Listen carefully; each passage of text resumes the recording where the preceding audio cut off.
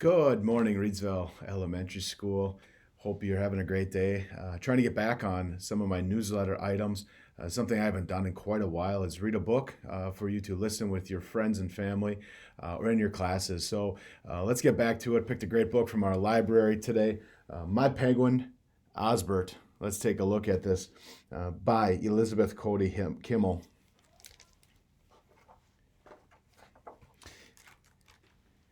This year, I was very specific in my letter to Santa Claus. We had a few misunderstandings in the past. For instance, last year, I asked for a fire engine red race car with a detachable roof, a lightning bolt on the side, and retracting headlights. And he did get me one. But it was only 3 inches long. And the year before, I had really wanted a trampoline. I wasn't sure how to spell it, so in my letter, I just sort of described it. What I wanted. Santa sent me a pogo stick. So this year, I was really careful. I wrote Santa a long letter and told him that I would like to have my own pet penguin. Not a stuffed penguin, but a real one from Antarctica. I told him my penguin should be 1 foot tall, white and black with a yellow beak, and his name would be Osbert. I included a drawing. I put extra postage on the envelope and sent it off a whole month early. Then I waited. When Christmas morning came, I was the first one downstairs. There he was. He was black and white with a yellow beak and exactly 12 inches tall. He was moving and breathing and everything. Around his neck was a tag. It said, "Hello, my name is Osbert." Santa had come through. I wanted Osbert to meet everyone. I wanted to take him to my room. Plus, I wanted to open my other presents. But Osbert really wanted to go outside and play. It was pretty cold and kind of windy too. There was a foot or two of snow on the ground and no sun. But I had asked for Osbert, and now I had him. So we went outside. We played powder slide and wrecked the igloo. We had snowball fights and made ice penguins. We escaped from the jaws of imaginary leopard seals. Osbert wanted to go swimming, but I explained that it might be not possible. So we sang some of the old penguin songs instead.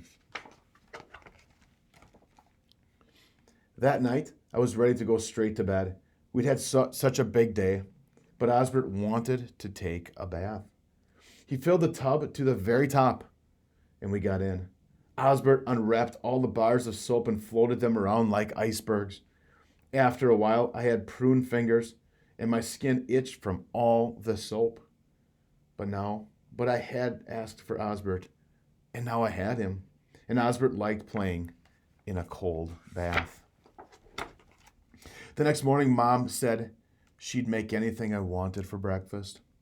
When I closed my eyes, I saw a stack of chocolate chip waffles with heated syrup, a platter piled high with fried sausages, and an icy pitcher of freshly squeezed mango juice.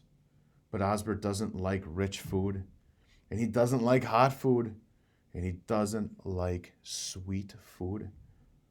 Osbert wanted cold creamed herring with seaweed jam for breakfast. Oof, I don't know about that.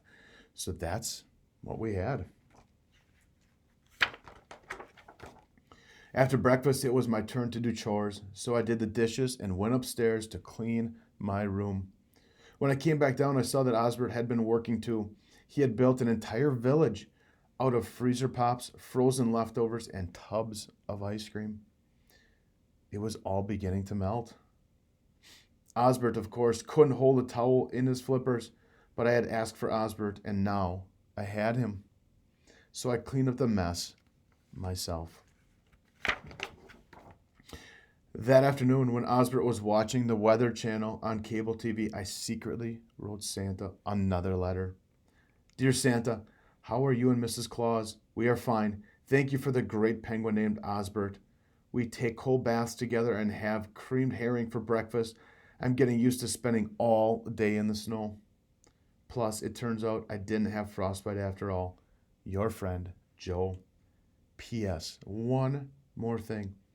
Santa, if you feel like maybe I should have asked for a different present and you want to swap, that would be okay. And while Osbert was leafing through a snow globe catalog, I snuck out and I mailed the letter. A couple of days later, I woke up to find a package at the foot of my bed. There was a tag with my name on it, signed Santa. Inside the box was a red pullover sweater and 2 free passes to the grand opening of Antarctic World at the zoo. After Osbert made a shrimp sculpture out of the wrapping paper, he wanted to go right away, but he didn't want to take the bus. The zoo was a long way away, but I had asked for Osbert, and now I have him. So we walked. When we got to Antarctic World, Osbert headed straight for the Penguin Palace. There was a huge snowy hill with an ice slide leading down to a big pool. There were leopard seals painted on the walls. Tiny bergs of real ice were floating in the water. And then a door opened in the wall, and a guy came out and started tossing creamed herring to all of the penguins. When it got to be closing time, I told Osbert we had to leave. He waddled over to me, but I knew he felt at home in the Penguin Palace. It had everything he needed.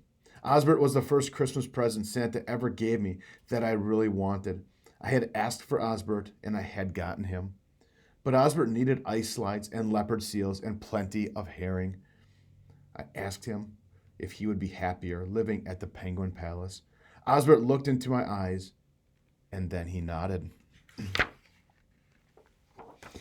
It's a little lonely at home without Osbert, and my new sweater itches my neck right under my chin. But it's nice to be warm, and I had chocolate chip waffles for breakfast. Next Saturday is Kids Visit Free Day at Antarctic World. I don't have bus fare, but I can walk. I'll wear my red sweater, so Osbert will be sure to recognize me. And next Christmas is only 11 months away. I've thought about it a lot, and I already know what I want. I'm sure I can't get into it too much. I can't get into too much trouble with just one helicopter. The end. Hey, what a great book. Hopefully you're out writing your Christmas list, being good, listening, and helping out as much as you can at home. So I hope you enjoyed our story today. Take care, and we'll see you soon. Thank you.